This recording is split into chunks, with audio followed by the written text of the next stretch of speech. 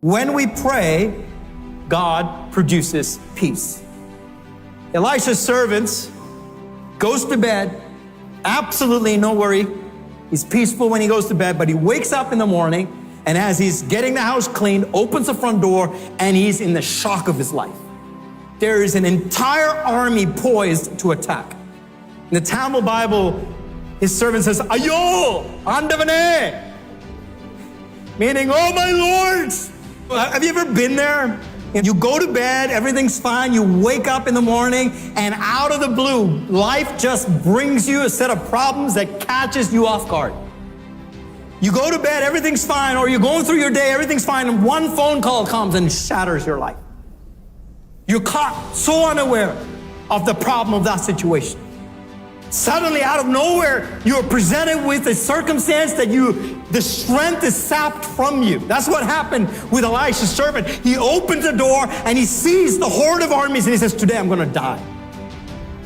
Because he sees the impending attack that was against him. So what does he do? He rushes to his master Elisha.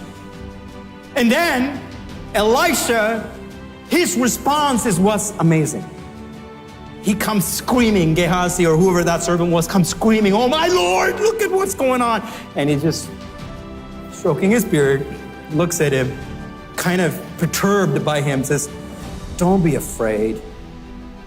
There's more people on our side than that's on their side, he says. With calmness, with such poise, Elisha responds to his servant who is in such fear and panic. And I'm telling you, the reason Elisha was able to respond in such a way was because of his prayer. He was a praying man.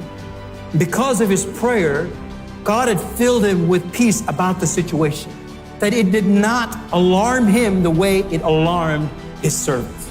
For Elisha, this was just God's in control kind of a moment. And I'm telling you, this is what prayer does. When you and I, when we pray, God begins to impart in us peace.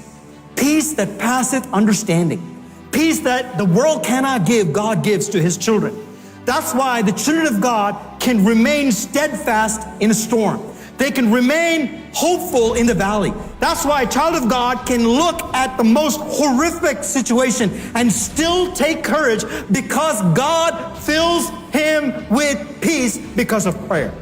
I'm telling you, if you and I can be faithful in our prayer, it does not matter what the devil throws at you. You will stand confident. You would have a smile on your face and say, bring it on, because I have the God of heaven's armies with me. And as long as God is with me, there's greater is he that is in me than he that is in the world. That's what he said to the servant.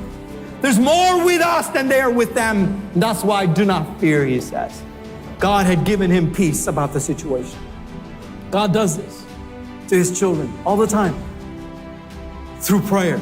When you and I pray, one of the most significant spiritual things that happens is the peace of God fills us.